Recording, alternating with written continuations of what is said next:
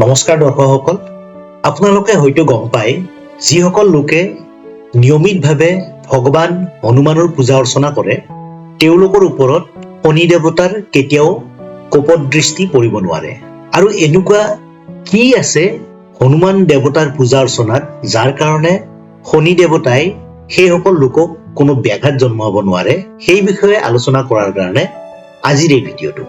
আহক তেনেহ'লে ভিডিঅ'টো আৰম্ভ কৰোঁ। এবাৰৰ কথা, সন্ধিয়া হ'ব হৈছিল, শীতল বতাহ বলি আছিল। ৰামসেতুৰ ওচৰত ভগৱান ৰামৰ ধ্যানত হনুমান নিমজ্জিত আছিল। ধ্যানত থকা হনুমানৰ বাহ্যিক পৃথিৱীৰ কোনো জ্ঞানো নাছিল। সেই সময়তে সূৰ্যৰ পুত্ৰ শনি ৰামসেতুৰ পাৰত খোজকাঢ়ি আছিল। তেওঁৰ নিজৰ ক্ষমতা আৰু শক্তিক লৈ অহংকাৰ আছিল। তেওঁ মনে মনে চিন্তা কৰি আছিল, মোৰ অতুলনীয় শক্তি আছে, এই সৃষ্টিত মোৰ মুখামুখি হ'ব পৰা কোনো নাই, সংঘৰ্ষৰ কথাই নাহে।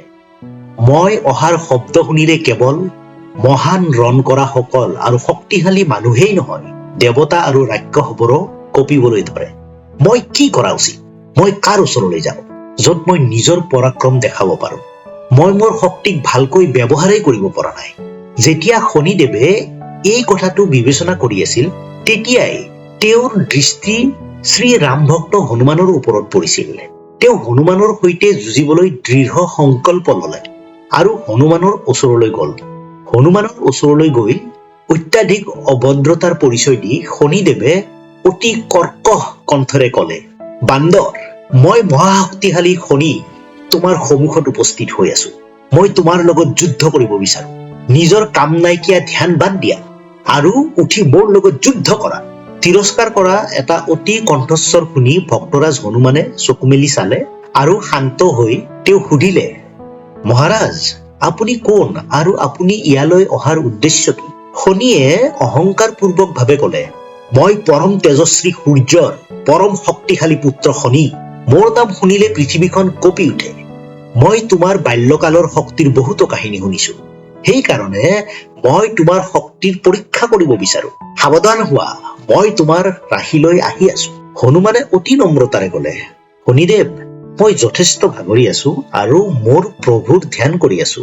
ইয়াত বাধা নিদিব। কৃপা কৰি অন্য ঠাইলৈ যাওক। অহংকাৰী শনিয়ে ক'লে, মই কৰবালৈ গৈ ঘূৰি আহিব নাজানো। যি ঠাইলৈ যাওঁ তাত নিজৰ প্ৰভাৱ সংস্থাপিত কৰিয়েই দিওঁ। হনুমানে বাৰে বাৰে প্ৰাৰ্থনা কৰিছিল, দেৱ, মোৰ ভাগৰ লাগিছে, যুদ্ধ কৰাৰ ক্ষমতা নাই মোৰ। মোক মোৰ ভগৱান শ্ৰী ৰামৰ স্মৰণ কৰিবলৈ দিয়ক। আপুনি ইয়াৰ পৰা যাওক আৰু আন এজন বীৰ যোদ্ধাক বিচাৰি লওক।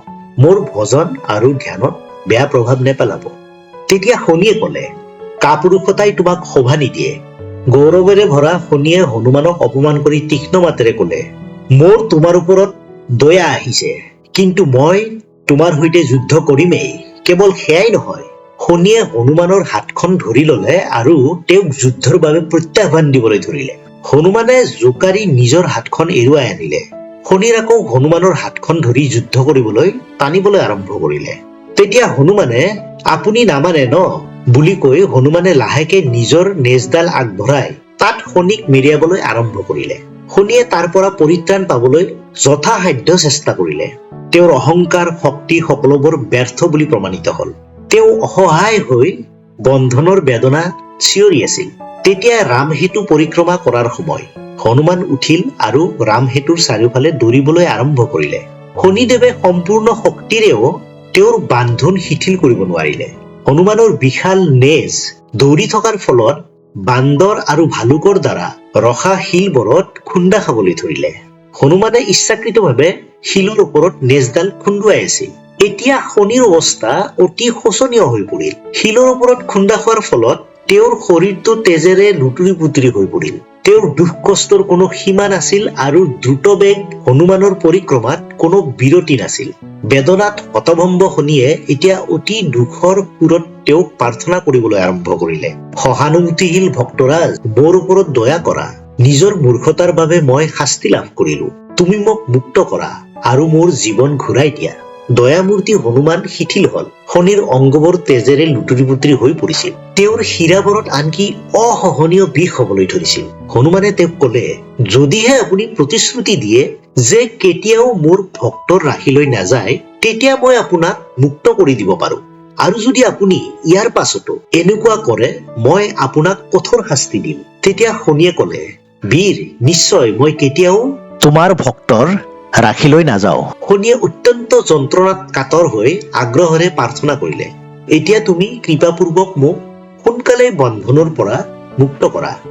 ভক্ত হনুমানে শনিক এৰি দিলে। শনিয়ে নিজৰ আঘাতপ্ৰাপ্ত শৰীৰটোক চম্ভালি হনুমানৰ ভৰিত প্ৰণাম কৰিলে আৰু আঘাতৰ বেদনাত ব্যাকুল হৈ শৰীৰত লগাবলৈ তেল বিচাৰিলে। তাৰ পিছত তেওঁক যিয়ে তেল প্ৰদান কৰে তেওঁ সন্তুষ্টিৰে সেইসকলক আশীৰ্বাদ প্ৰদান কৰে।